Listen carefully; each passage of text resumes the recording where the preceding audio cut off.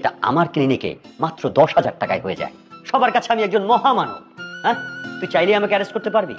আরে বিদেশে লক্ষ লক্ষ ডলার থাকুক, আর তাই এই মানবতার ফেরিওয়ালার আড়ালে আমি আমার অপকর্ম চালিয়ে যাই।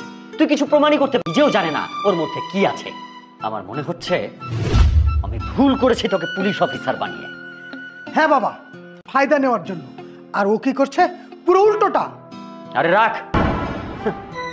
হ্যাঁ ঠিক আছে, এটা আমার করছে। অনেক বড় বড় পুলিশ অফিসারের সাথে আমার লিংক আছে, তাদের সাথে আমার দারুণ খাতির।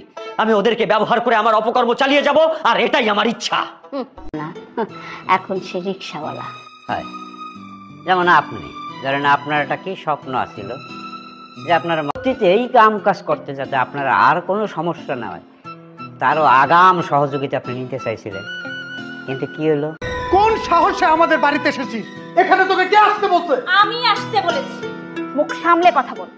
আর মুরব্বি, আর একটা কথা কবি না, তোর এত বড় সাহস আমার চোখের সামনে আমার মা বাবারে গালাগালি করতেছস?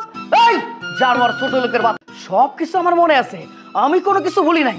এই তুই কি ভাবছস আমার চোখের সামনে আমার মা বাবারে গালাগালি করবি? আর হ্যাঁ বাবা, তোমার বাপ আমার চেনে। এই যে কার্টুন প্রশ্ন করতাম না, যে কার্টুনের মধ্যে কি আছে, ও স্যার এই কার্টুনে কি আছে, একবারে প্রশ্ন করতাম। অবৈধ মাদক দ্রব্য এগুলো নিয়ে সারা দেশের যে কি সর্বনাশ, শয়তান বসবাস। এই ছোট লোকের বাচ্চা, একদম কথা বলবি না। তোকে আমি অসহায় ভেবেছিলাম এই জন্য, কিন্তু তুই কিন্তু 100 টাকা করে পেতিস, আর এটাই তোর উপকার। শুধু তুই কেন, তোর মতো অসংখ্য লোক আমার ক্লিনিকে বিনামূল্যে চিকিৎসা নেয়। তো একটা ঘাটের মরা আমাকে এত বড় বিপদে ফেলবে, আজকে আমার অপকর্মের সাক্ষী হয়ে দাঁড়াবে, তাহলে বহু আগেই তোকে গায়েব করে দিতাম। ছোট একটা কথার থেকেও জঘন্য। আমার তো এটা ভেবেই ঘৃণা লাগছে যে আপনার মতো মানুষের রক্ত আমার শরীরে বইছে। আপনারা কষ্ট করে কিভাবে অকারেন্স করবেন সেগুলো ভাবেন, আর আপনাদের ব্যবস্থা আইন করছে। রাশাদুল সাহেব, ইয়েস স্যার, ওনাদের নিয়ে যাও।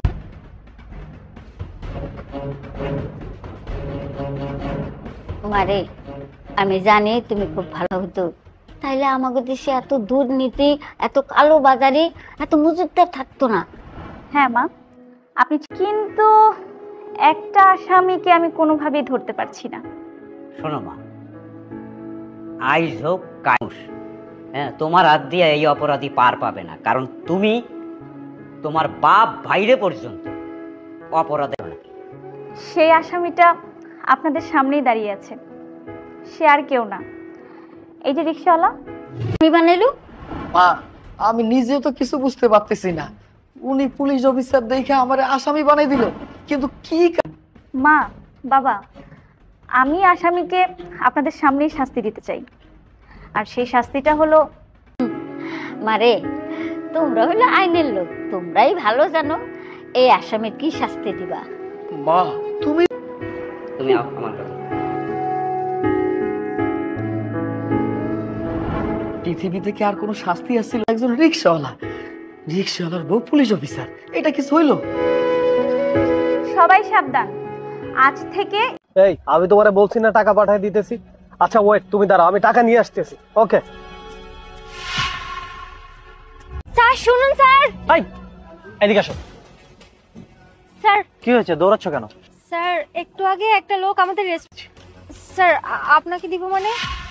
স্যার আমি যদি আর একটু দৌড়িয়ে যাই তাহলে আমি ওনাকে অবশ্যই পেয়ে যাব। আমি ওনার কাছে ঠিক আছে স্যার, আপনি অবশ্যই উনি আসলে ওনার ওয়ালেটটা ওনাকে ফেরত দিবেন। ঠিক আছে, যাও তুমি।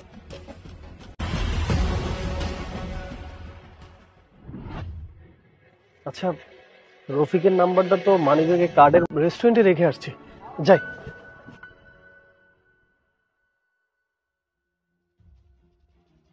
ওয়ালেট ভুলে এখানে ফেলে গেছি, আপনারা কি কেউ পেয়েছেন? জি স্যার, আপনি ভুলে ফেলে গিয়েছিলেন, কিন্তু আমি খুব যত্ন করে উঠিয়ে রেখেছি। আমি আমার স্যারের কাছে দিয়েছি। আচ্ছা পরে কথা বলছি। স্যার মিথ্যা কথা বলবে না, তুমি আমার কোনো ওয়ালেট দাওনি, মিথ্যা কথা কেন বলছো তুমি? স্যার আপনি মনে হয় ভুলে গেছেন, আপনি একটু মনে করে দেখুন।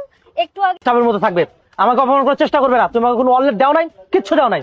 ওয়েট ওয়েট ওয়েট, এই আপনি বললেন আপনি আমার ওয়ালেট পেয়েছেন, উনি বলতে দিয়েছি, কিন্তু আমি বুঝতে পারছি না উনি কেন অস্বীকার করছে নাকি উনি ভুলে গেছে। স্যার বিশ্বাস করেন ও আমাকে কোনো ওয়ালেট দেয়নি, কিচ্ছু দেয় নাই। ও শুধু 20,000 টাকা ছিল, 20,000 টাকা বের করেন, আর নাহলে আপনাদের দুজনের নামে আমি কমপ্লেন করবো। স্যার প্লিজ প্লিজ আমাদের নামে কোনো কমপ্লেন করবেন না।